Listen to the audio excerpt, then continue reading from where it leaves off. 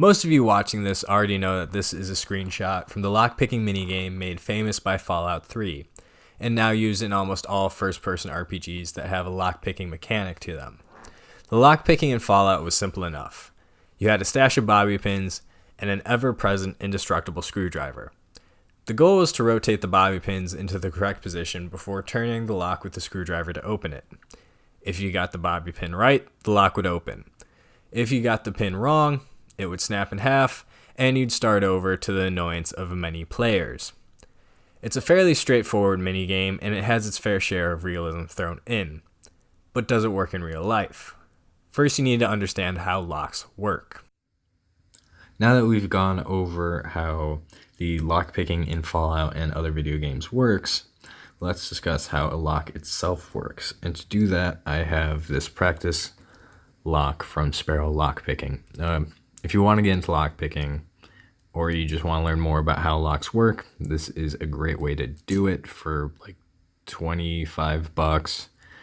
It's all metal. It's nice. I like it better than the clear plastic padlocks that people use for practice locks. But anyway, I'll have a link in the description below if you want to check it out. Back to the topic at hand. So how locks work is you have your lock and you have your key. Inside the body of the lock, you have a plug with a keyway. The key goes into the plug and it can rotate. And the reason it can rotate is because it has the pins in here. And in each slot, you see that there's a pin. There's actually two of them that when they're at the right height, they line up at the shear line,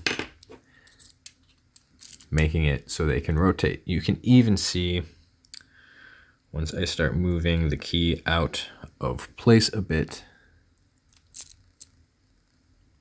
that the pins move at different heights, moving the shear line up or down to the point where the pin can't rotate.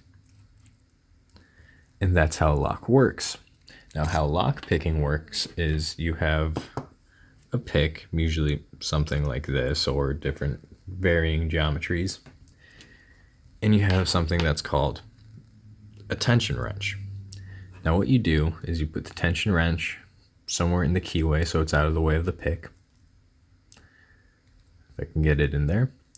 And then you take your pick and you move it in and out, up and down, while applying tension to the tension wrench until you can get all the pins lined up at the right height. This is a lot harder to do on camera, and I finally have to give a lot of credit to all those lock pickers who are on YouTube. But anyway, you can get the pins right, and eventually you'll get the lock to open. So, what are the flaws that Fallout's lockpicking runs into? The biggest one is probably that of the screwdriver for me. Now, could you use a screwdriver as a tension wrench? Yeah, if you can find one that fit, but it'd be really difficult because it takes up a lot of real estate in the keyway that could be used for the pick itself. And also, because this is applying a torsional motion and creating torque, it's hard to use it as an accurate tension wrench. Because with most tension wrenches, you want them to have a little bit of a flexible give to them to make it easier to use, and so things don't bind up as easy. But with a screwdriver, you're just kind of stuck and rigid. And also with the pick itself and the movement that they use in the game. Now, in game, they do this weird thing where you gotta rotate it all around, and if you don't get it right, the thing snaps. Well, that's impossible, mainly because, well, it's hard to snap picks, and also doing this whole motion doesn't get you anywhere. Like I showed, all the pins are in line in the lock. Turning it this way doesn't do anything. You actually have to go into the lock to get to the pins. So now that we know how to actually pick a lock and what flaws Fallout has with its lock picking, let's look at a few other examples that there are in video games that shed a bit more realism on the subject. While Fallout definitely has its flaws when it comes to lockpicking, a game that took the old lockpicking minigame one step further is that of Dying Light. As you can see, the method they use is still the same. Rotate the pick into the right spot, then turn the screwdriver, or in this case Swiss Army knife. The big difference is that of the pick. Dying Light got rid of the whole bobby pin system for actual makeshift lockpicks, which are made from what looks to be paper clips, and are extremely accurate to what lockpicks actually look like in real life, which is a big step in the right direction for realism. Now, if the developers could just make the locks work the right way, we'd be golden, but that might be too much for Todd Howard. So now that we know what is real and what's just video game fantasy, it's time to test if you can in fact pick a lock with a bobby pin or paper clip. All right, so we've looked at Fallout's lockpicking mechanism. We've seen what is real and what is fake about it and how locks and lockpicking works. And we've also looked at a little bit of what Dying Light brought to the table in terms of realism with lockpicking. But we still haven't answered the question, can you pick a lock with a bobby pin and a paper clip? So that's what we're going to do now. But first, I've got to kind of discuss some flaws with each one. Now, bobby pins make excellent picks because they're rigid enough to keep their shape and they have a slight bit of springiness to them, which is great. And to make a pick with one of these, all you need to do is open it up into a V, stick it into the keyway, like so, and then just bend it to your desired angle to get a nice little J pick out of it. Now, with using paper clips as lock picks, I don't really like it. The only pro with them is that they're longer than the bobby pin, which gives you a little bit more wiggle room, but the problem happens is that they're so bendy that, you know, they just get warped and out of shape way too quickly. But they do, however, make pretty good tension wrenches, and that's because you can bend them really easily. And once you bend them into the right shape, you can reinforce them by wrapping one end around the other, and you've got a good torsion wrench.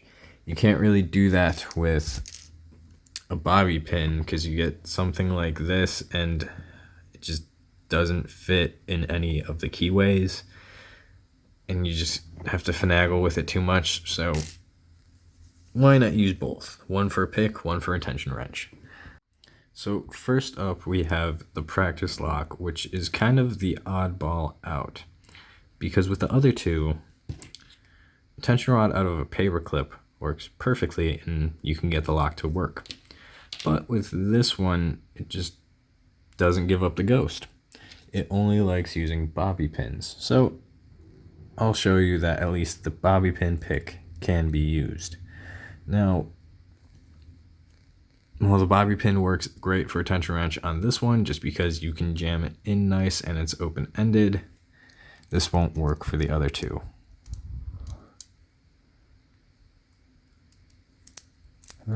Slipped.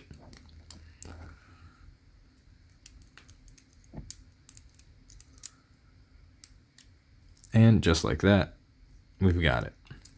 But for whatever reason, that doesn't want to work with the paperclip tension wrench. I don't know why. I think it's because the paperclip is a bit too rigid for it, but I don't know. On to the next two. Now let's move on to the master lock. So put our tension wrench in. It's in there nice and snug.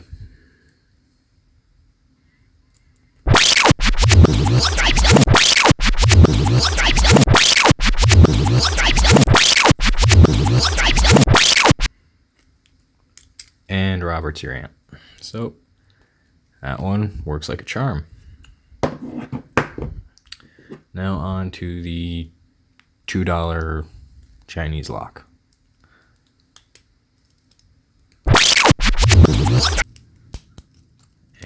there we go. So, there you have it. You can, in fact, where'd my pick go?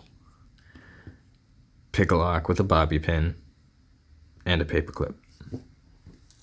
Now, some of you might be wondering, especially if you are better at lock picking than most, why in the world I am showing how to pick these things with a master lock and a cheapo $2 no-name lock. Because if you've been lock picking for even a day, you know master locks and cheap locks, you can blow on them and they'll open up. Well, that's because in this scenario, we're saying it's a nuclear apocalypse. Maybe you're a courier that just got shot in the head and is looking for the person that shot you. And you're traveling around somewhere in southern Nevada. Well, if you're in the US, these types of locks, they're super common. So that's probably what you'll run into. And also, if you're new at lockpicking, these are great locks to use because they build up your confidence a ton. And that's why I use them to demonstrate this.